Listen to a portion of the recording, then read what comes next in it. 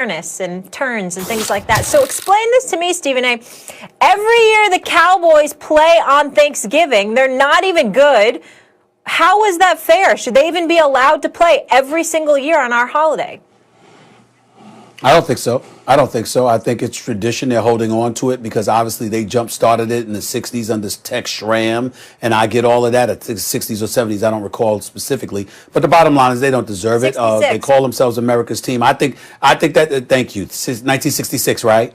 I think that's it. Exactly. So, I mean, listen, here's the bottom line. America is the greatest nation in the world. We all feel that way as American citizens. Despite our troubles and things of that nature, we still understand who we are in the eyes of the world, what a great nation that we are, and so many people want to be over here because of how great our great country is. And this team that hasn't won a championship in a quarter century, that's won about 2 playoff games in that span, because of the star on their helmet, because of the cheerleaders, because of the $1 billion playpen that their owner Jerry Jones has built. They have been allowed to be a walking piece of mediocrity for far too long. And unfortunately, they've been given that Thanksgiving Day situation. Not only do they play every Thanksgiving, but they play every Thanksgiving at home. They never have to travel. Everybody else has to travel for them. I guess it's because they play every year. So if you're going to play every year, you should at least be allowed to be home. But people are absolutely subjected to having to go on the road and travel to Dallas to play this team on Thanksgiving as if it's some kind of a privilege. It disgusts me. I feel the same way about Detroit, but I'll leave that to Max. In the end, what it comes down to is that I would like to see a change in things. I would like to see somebody else playing on Thanksgiving afternoons as opposed to us having to be subjected to the Dallas Cowboys. That's my own personal opinion. I don't think they're worthy. I think that they should have to elevate themselves to relevancy, and I get disgusted that on far too many occasions in this great country of ours, we reward people for greatness that they haven't achieved yet. This kind of stuff should be reserved for those who are worthy, and clearly they are not at this particular moment in time, and they haven't since I had an afro. But they'll rate because they're very popular. Cowboys, whether we like it or not, are very popular. And in fact, today, especially without the Steelers and the Ravens, that's the game to watch, right? We're actually interested. You're always interested in the Cowboys, even if you're rooting against them. So the Cowboys are not the problem on Thanksgiving. And I hate turkey slander, by the way, and I hate Detroit slander. I'm a big fan of Detroit, but Detroit is the turkey every Thanksgiving. I mean, look. And when I say I love Detroit, I'm talking about Stephen A. from Emmanuel Stewart, the late, great Emmanuel Stewart, one of the greatest boxing trainers of all time in the Kronk Gym with Tommy Hearns and them, right? To, by the way, the Motown, the auto industry, remember during the Great Recession? Don't bail out Detroit, bail out Wall Street. Who paid the money back first? Detroit paid the money back first. I love Detroit, love going there, love the town. But so understand this, Molly. And by the way, the birthplace of the great Jalen Rose. But understand this also. Detroit, the Detroit Lions are right now in the middle of one of the most egregious eras in the history, like lack of success eras in the history of American team sports. And no one talks about it. Stephen A., you talk about you have to go back to 91, 92. One playoff win in 60 years. One playoff win in 60 years. Like, this is outrageous. Every Thanksgiving, the game that you're like, oh, who cares, is the Lions. Imagine if the Chiefs were playing right now, or some team you cared about. But every year it's Detroit. I'm sorry. Again, I love you, Motown. I love you, Detroit. Your football team should not be playing on Thanksgiving, and I think you know it. Well, listen, not a lot of people know, a lot of people know that I played with New England. I finished out my career with the Jets, but in between all of that, sandwich in between, I spent 4 years with the Detroit Lions.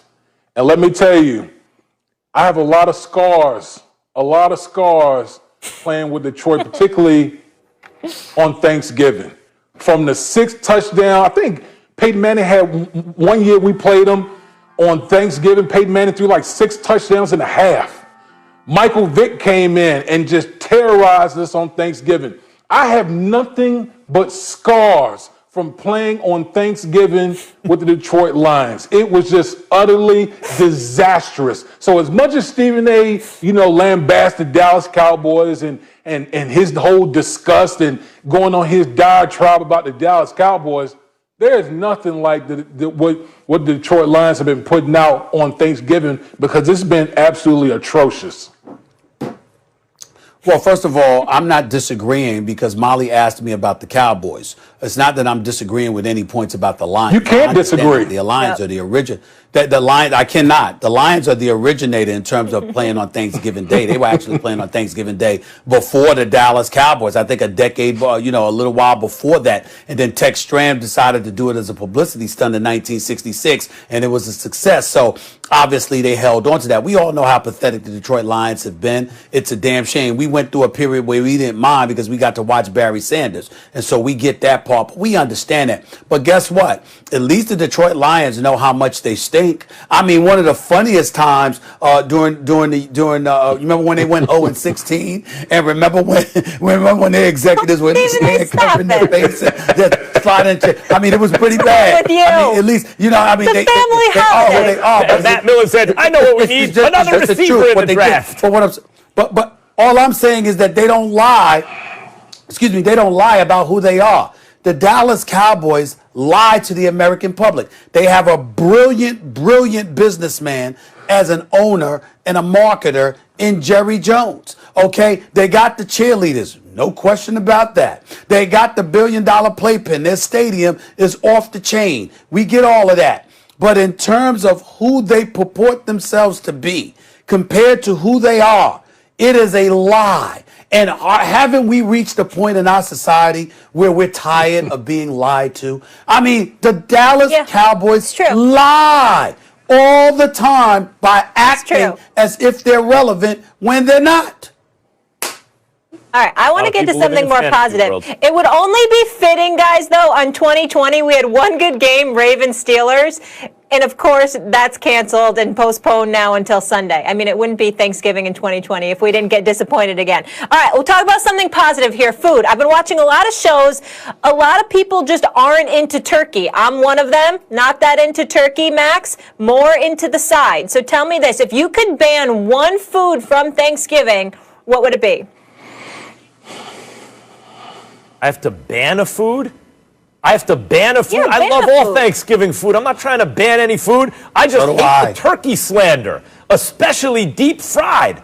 You can't do it in the house, by the way. You burn down the house. You got to take a deep fryer out into the backyard if you got one. But and by the way, you get someone to do it. If you don't know how to do it, you go to a friend's house, you figure that out. But the point is, deep fried turkey with gravy is about the best dish ever. Like, not just on Thanksgiving. I'm so sick and tired of turkey slander. If that's what you're aiming at, Molly, that we're going to ban turkey on Thanksgiving, that's un-American. I mean, by the way, I eat turkey year-round. I love turkey. Why all the bad press all of a sudden? It's delicious. Stephen A.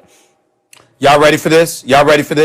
First of all, more than a turkey, I mean, add my turkey wings to that as well, baked. You know what I'm saying? My sister Carmen, what's up, baby girl? Your brother's coming through. Make no mistake about it. Have that and my lasagna ready, and my stuffing, all of it, okay? But if I wanted to ban something, are you ready for this, Molly? You ready for this, Max and Damien? Yeah. Ban all vegetables, all of them.